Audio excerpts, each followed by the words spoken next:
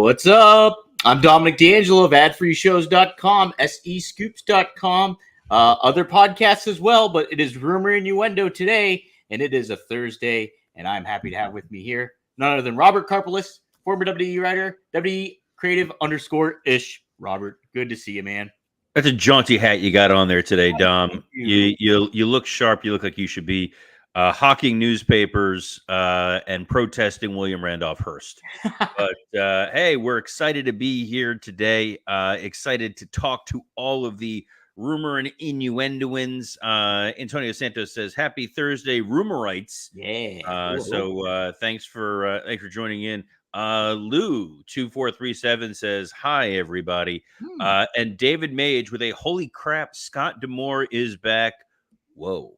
Yes. I don't know what he's talking about. I know it's part of the rundown. We'll get to that. Vince's PR, Billy and the CW, and all of it. But Dom, where are we starting today? Yes, being Thursday, and a show happened last night. It's called AEW Dynamite. It And got Rampage. oh, that's right. And Rampage apparently also happened. Yes, that went down as well. Little bit of buzz the week before. Tony Khan took a Meltzer driver and all that stuff happening, and then he wore a neck brace, and now there seems to be some power struggle going on, or is there? Kenny Omega returned last night and cut a promo to close the show, and then was attacked by the Elite and taken off television yet again. I said in a text in our group text that I kind of liked the show overall, but you said it felt like a fever dream. Robert, tell us about that fever dream. So now I'm trying to make sense of Dynamite. That's like the weekly struggle I've now put myself into here for all of you rumor Indians. Again,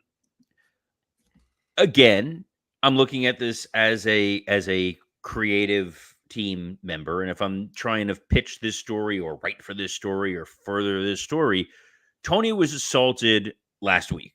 Yes. Put in the neck brace, attacked by the Young Bucks and Okada and Jack Perry because he gave them everything they wanted. He reinstated Jack Perry. The Young Bucks as EVPs have essentially complete control, and he paid Okada $1 trillion. Yes. And for all of that, he got attacked. He did the NFL draft. This was a big story. There was a television show called Collision that exists within their continuity where they don't even really seem to do anything of any note to further the story. And then the show opens with Tony in a neck brace, smiling. This is a happy man, Dom.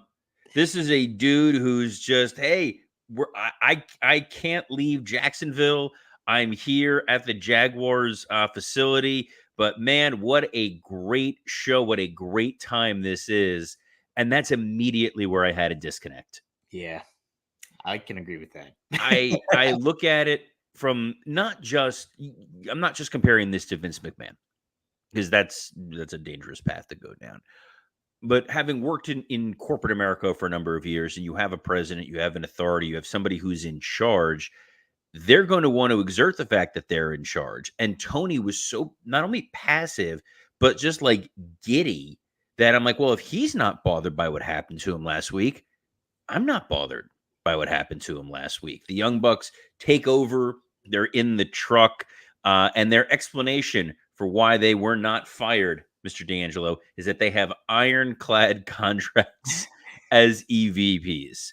I know you don't have a law degree because you wouldn't wear that hat if you did. Oh, really? No, probably not. It is if we're like on the golf course in like the 1940s with a little like, the little puffball on top. Ball on top. But what did you think of that explanation? As the guy who's defended this show in a group chat. I did. So this whole kind of stuff, I like the show overall, but I did think that excuse was pretty lazy. Ironclad contracts, that's just like an easy out, and it's just like, I don't know. Yeah, and the Tony Khan just popping up there right after he gets annihilated the week before, and he's happy and stuff like that. Don't need that. It seems kind of self-indulgent to kind of do that, and very kind of productive. You think? Kind of self-indulgent. Look, This is why we appreciate you guys that tune in and watch Rumor and Innuendo. You're smart fans. You demand and ask a lot of the product that you're watching for it to make some degree of sense. Mm-hmm. And when you have the EVPs out there saying we have ironclad contracts, it makes me think that last Wednesday when they did this angle, they did not think these things through. And then they saw the criticism from this show and elsewhere saying, hey guys, this doesn't make a lick of sense. You better fix this. And then they were like, oh, crap. There's a Latin phrase that I'm going to butcher. It's like deus ex machina. Oh, Like, yeah, we've suddenly invented this thing that Deus Ex Machina. Deus Ex Machina. Yeah, I think that's it. Thanks, WE. But look, at the end of the day, you've created this thing as a way to solve for, oh, we can't be fired because we have this language in a contract. I've written plenty of contracts in my day. Obviously, I know that this is just a story device. It's a plot device. And you can't think too much about it. But they didn't think too much about it. And I think that's part of what makes this super annoying, where I'm trying to invest in what's going on here. The end of the show, Kenny coming out there. Oh, before I even get to that, Can I interrupt real quick? Please interrupt, because my brain literally just like turned off in the middle of it when I thought of something else that just made my head explode. I did immediately think of you though when they cut the feet of Tony Khan and like they took over the production truck basically. I like that. And then they had their own intro and stuff like that they produced. So that made me think, oh, maybe Robert will like that aspect of it all. I did. And I even, in my notes, I like the open. I like that these guys were taking control. It's kind of what we said all along. If you're EVPs, things you can control are video packages. You can control who's on TV. You can control the booking, which actually brings me to the next moment, or my like brain, like the aneurysm. The aneurysm elite wrestling moment happened. Swerve comes out. Mm-hmm. I love Swerve. Yes. Personal friendship aside, I just think talent-wise, he's a once-in-a-generation kind of guy. And he's laying out his case. Hey, I've had 3 matches in a week, and I beat Samoa Joe, I beat Kyle Fletcher, I beat Claudio Castagnoli. I'm pronouncing it so you don't have to, Dom. Oh, thank you. And he calls out what the EVPs did, what the Elite did, and he calls it a bitch move. YouTube, you have a problem with that? By all means, take it up with Swerve. So you're like, oh, he's vocalizing his frustration over what happened, because Tony Khan in the kayfabe world of AEW is the beloved figurehead, GM, leader, president of this organization. And this is the organization that has given Swerve an opportunity to become world champion. Here we go. We're off to the races. And the Bucks pop up on the screen like, we're going to announce your next contender. Because the only thing that anybody cares about in wrestling is being champion. Right, Dom? That's right. Most important thing in the world. 100%. These guys have a stable called the Elite. In order to be the Elite, what do you need to have around your waist? Probably a title. Probably a belt. Yes. It's AEW. They can have belts. Oh, okay. I'll try and be nice. There are 4 premier athletes within 2 premier athletes and 2, kind of doughy short guys with tag titles. That's beside the point. Matt Jackson, Nick Jackson, Jack Perry, Kazuchika Okada. Yes. These guys have complete control of the show, Dom. Mm-hmm. They can pick whoever they want to be the number 1 contender for the most coveted, most important prize in the history of this sport. And they give it to Christian. Yes. A father figure, though, Robert, to everyone. No. Well, let's not. We're not. I'm genuinely trying to make sense of this here. You're within again. It's your own narrative rules. Yeah. I don't, care otherwise. The show is the show. And if you want to say nothing matters, and it's like the points on whose line is it anyway in the 80s, where like the points mean nothing, cool. But when you go and tell us the world title is the most important sacred thing that you have, and we have a ranking system purely designed for wins and losses so that people can win this one singular non-IWGP world title. And the guys that are in control as the EVPs, the only thing that they would need to have complete authority across the board is that title. And they don't give it to one of their own. Yeah, it is kind of weird. And, Okada's the Continental Champion, which I totally forgot of the name of that title for a while. Yes, the Continental Champion, not to be confused with the International Championship. Yes, that's what really threw me off. And then the All Atlantic Championship, which it used to be previously called. So, but either way, yeah, it would have made more sense from a storyline standpoint to, hey, here's Jack Perry, he's back. When we're pushing him to the moon. We're baby. rewarding him with a title. We're Yeah. rewarding Okada with a title shot. Mhm. We're doing whatever. It was such a weird shift. And when you see Swerve and look, I think the world of Christian Cage. I have known Christian for well over 20 years. I think he is a world-class talent. I think he is someone who absolutely deserves the place that he's in. He's great on the microphone. He's great in the ring. The stuff he used to do with Randy Orton at a point in time when nobody else was really paying attention in WWE, like he was incredible. When I see Christian versus Swerve, my immediate feeling is this is a transitional feud. This isn't going to go anywhere. Nothing's going to happen. Christian's going to be great for a couple promos against Swerve. They'll have a really good match, but Christian's not going to win the world title here. No, not at all. And you'd think with a pay-per-view like Double or Nothing, one of their premier headline events, you would have something that causes a little bit of question in your mind. Could Swerve lose this? Now, obviously, he just won the title, so it would be a very uphill battle to climb in the first place. That being said, I think Christian is going to be an excellent heel counterpart to him, and it's going to be a fun little ride that they're going to have, even though the stakes are not really there. Absolutely. But, and again, this is one of those, if I'm sitting in a production meeting and you're laying out this show and people are able to give their inputs, Christian attacks Swerve and him and his group. Right. He's standing over Shane. He's lying on the ground. He's hurt. They're stomping on him. Who was the person in the very next segment? Who was the person that was clearly standing in gorilla while this happened? I'll answer it for you because I have the run sheet in front of me. Okay. Adam Copeland. Oh, yes. When did we last see Christian Cage on television? When Adam Copeland defeated him. When Adam Copeland defeated him. So he and Christian are in this eternal blood feud. Mm-hmm. So we know he's standing right behind the curtain because he's literally the very next thing that's going to happen.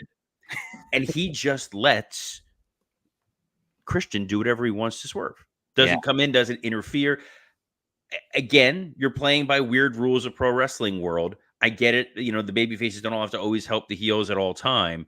But if this guy is your enemy and he's out there and he's going for the world title and he's being a dick on television, you'd think that you'd want to run out there and beat that dick. And speaking of, I didn't even mean for this. And here we are. Guys, this episode is sponsored by Blue Chew. Let's talk about sex. Guys, remember the days when you were always ready to go? Now you can increase your performance and get that extra confidence in bed. Visit BlueChew.com.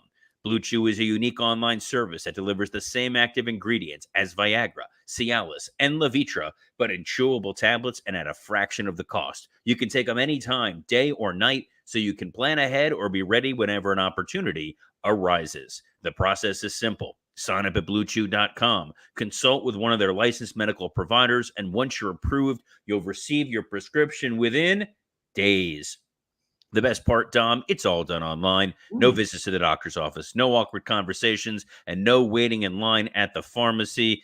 Adam Copeland may no longer be Edge, but you want to get your edge and deliver a spear that rivals the Coat Man himself, because Blue Chew wants to help you have better sex. Discover your options at BlueChew.com. Chew it and do it. And we've got a special deal for our listeners. Try Blue Chew free when you use our promo code RUMOR at checkout. Just pay $5 shipping. Excuse me, that's BlueChew.com. Promo code RUMOR to receive your first month free. Visit BlueChew.com for more details and important safety information. And we thank Blue Chew for sponsoring this episode of Rumor and Innuendo.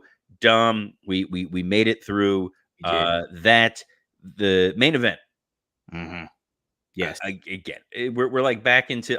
This is turning into this is like my masterclass. We're going to start charging.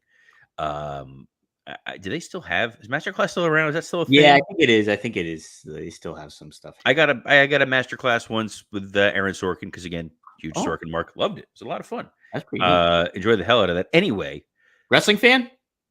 Sorkin? No. He is No, he is. He's a musical theater guy, so I think he could appreciate the theatricality of it. Which brings me to the theatricality of Mr. Kenneth Marie Omega. Oh, yes.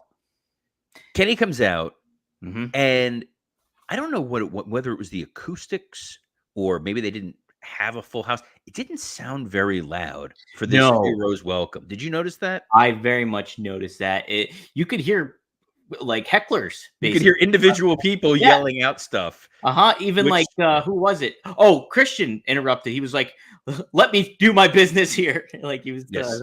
Yeah. So that was odd. But Kenny goes out and he gives this speech, and we've seen versions of this speech. The real life, I'm going to talk to you now as a human being and go over the medical condition that I've encountered.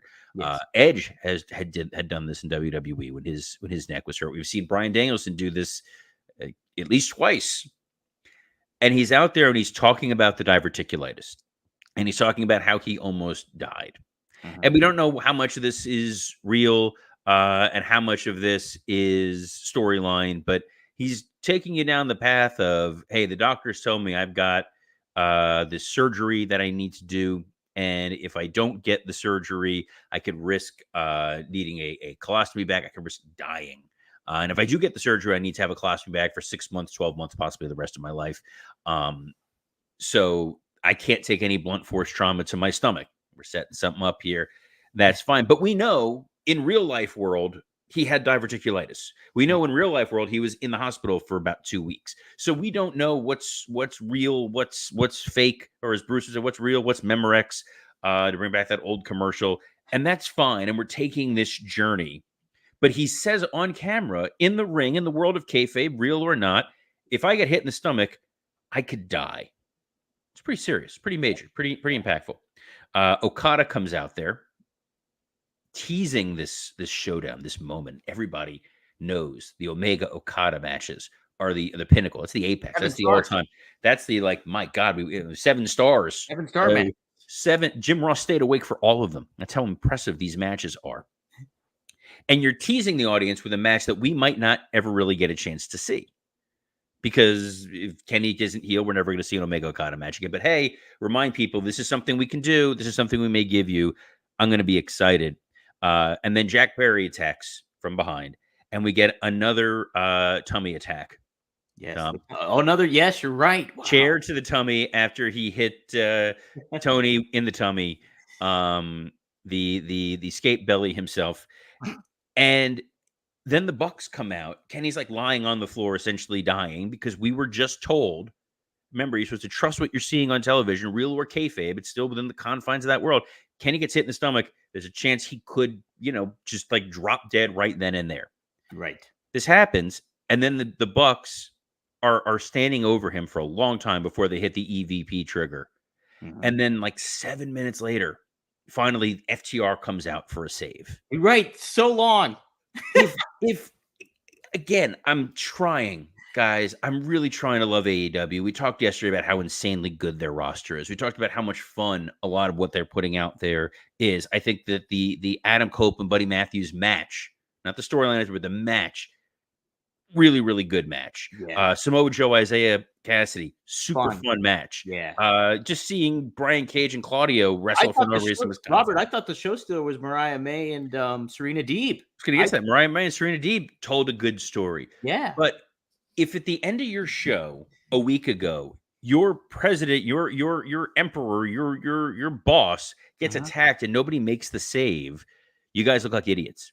Kenny Omega, your beloved babyface EVP, who literally just said, if I get touched, I'm going to potentially die, and nobody goes in to go make the save. Right. He was out there fighting 2-on-1 against Okada and Jack Perry for a while. Mm-hmm. And if the story was, hey, when Kenny left, he was a dick and nobody liked him, that wasn't the case. When he left, he was a babyface. Yeah. There's a whole roster of babyfaces sitting back there. Right. Nobody does anything. Nobody comes in and saves. The announcers didn't say anything to give any context or anything to that effect either. Very. It was so weird, and that's why I said this felt like a fever dream. Because as soon as you apply any logic to what it is that you're seeing, you're like, what? It doesn't feel like the NWO. It doesn't feel like there's, they're woefully outnumbered and these guys all have a ton of weapons and there's no way to stop it. Yes, some security guys tried to rush and they got hit with a chair. Like, you got a bunch of dudes. You got Claudio, who's there, who's a dude in the back, who at least babyface, he's going to send him out there and respect him. You got Rampage coming up, so you have even more talent than there normally would be. Yeah. There are the guys who were in Gorilla for Rampage, like Top Flight was in the opening match, which means they were there. Like, they're queued up. I try so hard to make sense of this stuff, to try to say, hey, I can turn off my brain and watch programming for a couple hours and it's going to be fun. But what you're putting out there when you're insulting your audience, this is decades of watching WWE insult its audience. I don't want to make it like, no, and like you mentioning all these, like, nobody's helping anybody. That was a big thing with WWE, is like, you don't see the baby faces run out helping baby faces for years on end until recently. So that was the secret to the NWO, by the way. Right. Was when the NWO there would be heels and baby faces, and then there was the NWO, and everybody hated them. And everyone's like, we got to get rid of these guys. We got to stop this. Our livelihoods are at stake. So you had the Four Horsemen feuding with the Faces of Fear, but then all that stops because, oh no, here comes the NWO. We're like, we may hate each other, but we're all in this together because we really hate those guys. Right. And you don't feel that. You don't feel like it's like the locker room versus the elite. That should be what this feels like. You had Swerve yesterday talking about how much he loves this roster, how stacked, how talented this group is. They should be protecting the sanctity of AEW. The elite are ruining that sanctity. Go out there and do something about it. Make it happen. Yeah. That tired me out, dude. This is by the way, this is what happens when I do this show before I eat. But after this show, we're gonna be recording Wrestle Roast a little later. But in that little interim, that little 30-minute break, I'm firing up some Factor. Guys, Factor is the best way to eat stress-free this spring with some delicious, ready-to-eat meals.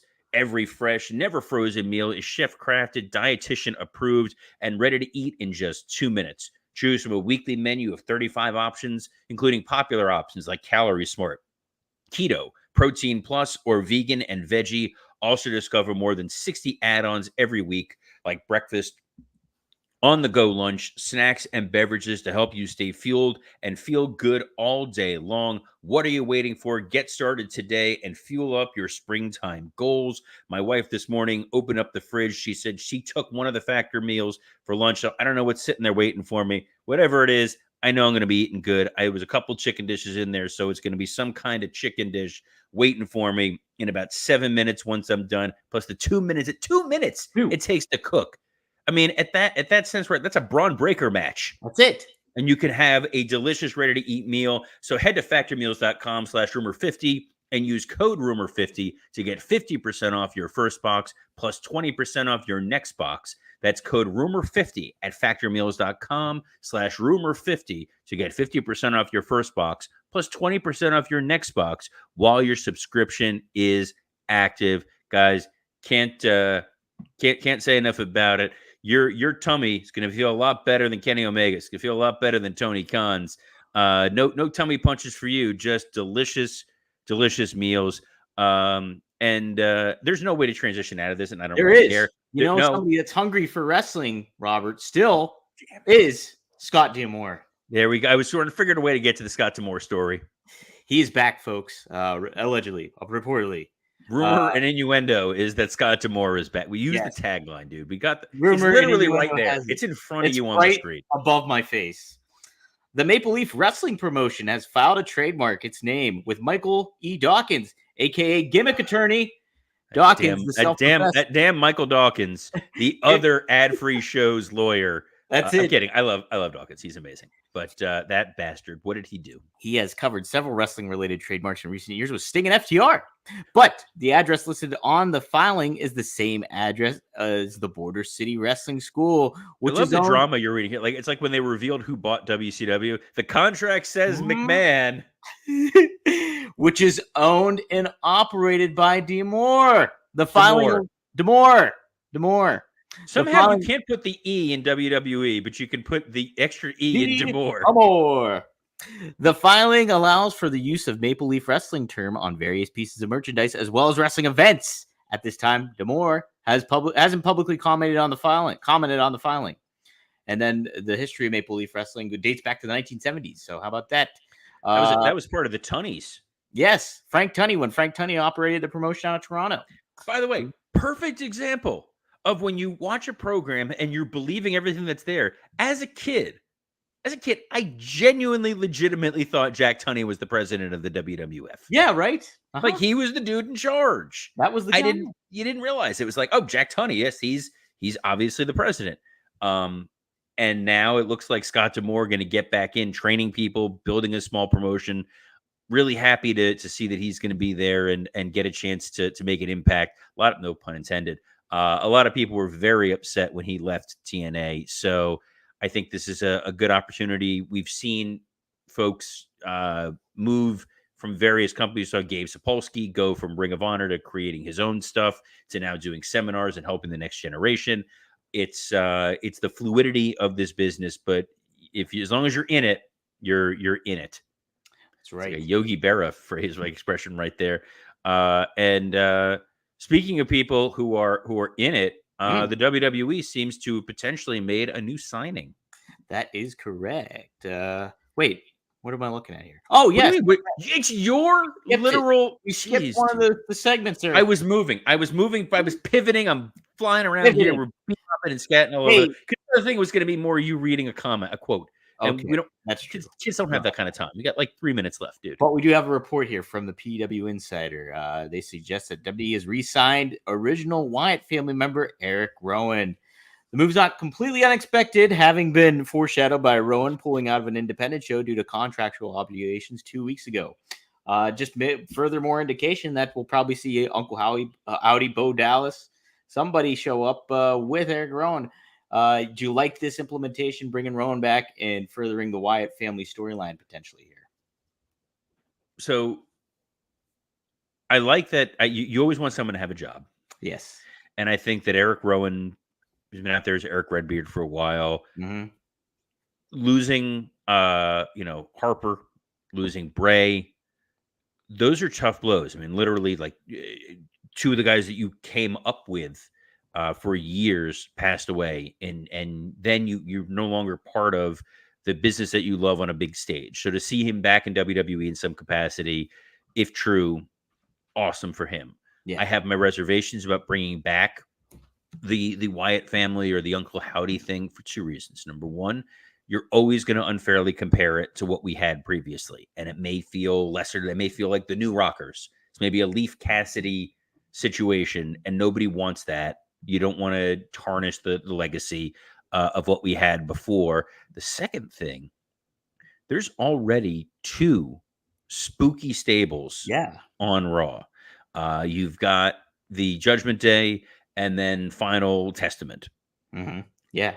To add a third spooky brand or stable, it's adding a lot. And I'm not a big fan of spooky stuff in wrestling.